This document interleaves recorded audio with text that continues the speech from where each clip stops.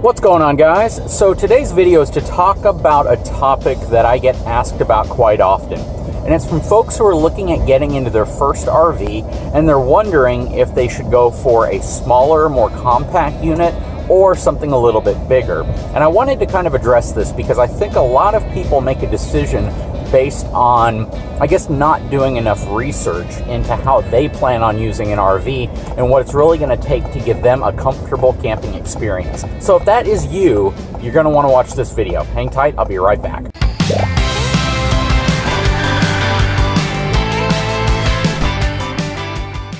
Alright guys, so one of the number one questions I get from folks who are looking at getting into RVing is, should they get a larger travel trailer or a smaller travel trailer? And if they do go for a smaller travel trailer, is it going to be something that they might stick with for a longer period of time? Everyone's heard the phrase, buy once, cry once, right? That is especially true with RVs because people don't want to get into an RV and then find out a year later that it's just not for them because they didn't think about something before they made their purchasing decision.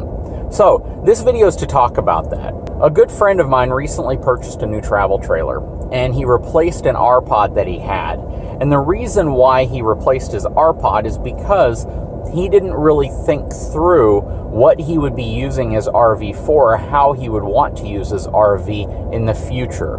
And for him, the future was about a year later. So the purchase of his R-Pod couldn't be called a waste, but it was definitely a learning lesson for him. He basically found out that the reasons why you might first get into RVing may change over time.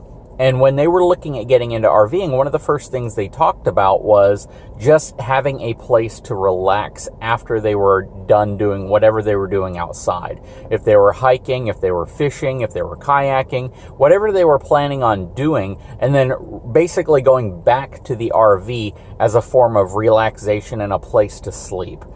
Well, after a period of time, they realized that when they brought their child with them, they didn't have the room that they would have wanted. They didn't like converting a dinette into a bed, and there just wasn't enough comfortable space inside, especially if they got rained in. If it started raining, if it started thunderstorming, and they needed a place to stay. So some of the priorities behind the type of RV that they initially bought changed a few months after they got it. Actually, it changed after the first trip when it rained on them pretty heavily, and they noticed really quickly what it's like to be in a very compact travel trailer. Now, all that being said, they don't regret getting the R-Pod. It was definitely something they enjoyed and it got them out there using it. But what they did regret doing is not looking at some slightly larger units to give them a more comfortable feeling when they were camping.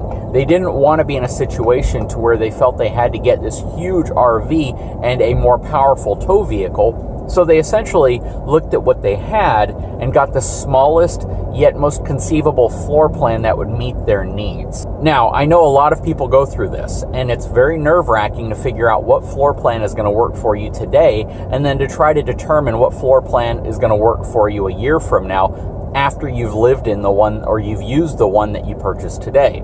So when you're looking at getting into RVing, and you're looking at trying to determine if you should go for an 18-foot compact travel trailer or even a 24-foot compact travel trailer, you should really look at how you think you might use it, how you plan on spending time in it, how many people could potentially be staying with you, and then get inside of it and sit in it for about 30 minutes, even an hour. Just get inside, pull your phone out, do whatever you need to do to sit inside of an RV, and just imagine if you were stuck in that RV for an extended period of time, would you feel comfortable? Would you feel claustrophobic? Would the kids feel comfortable? And if the answer is no, if you start feeling antsy, if you don't feel like you could live in something that small for a period of time, then you might want to consider something else. You might want to consider a different type of floor plan that better will fit your need, because if you are the type of person that can live in a camper van, if you're the type of person that can live in a pop-up or in a,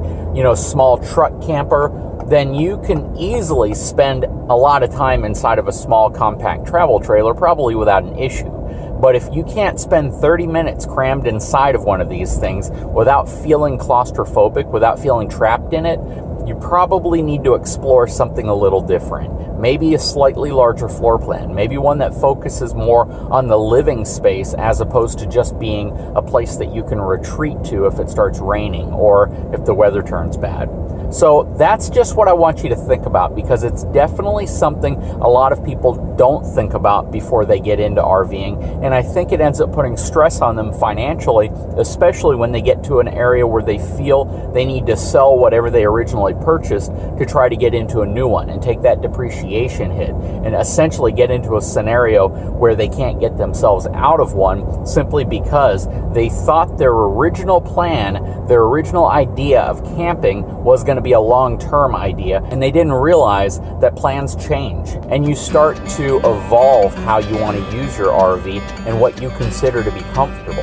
So just things to think about. I'm not telling you that you have to upgrade. I'm not telling you to get into a bigger unit. I'm just telling you to sit down, think about it, spend some time in an RV before you make that determination on what specific floor plan is right for you. You can't just walk through it. You have to sit down in it. You have to imagine spending time in it. Bring the kids, find out how you feel, trying to sit in a living room area or in a kitchen dinette area the entire time while it might be raining or while you might be trapped in there for a while. And just picture yourself camping in that scenario as well. Anyways, guys, I hope you enjoyed this short video. It's just one that I felt that I needed to answer because I do get this question quite often. Guys, if you haven't had a chance, please take a moment, subscribe to my channel, give me a thumbs up, and we'll talk to you again very soon.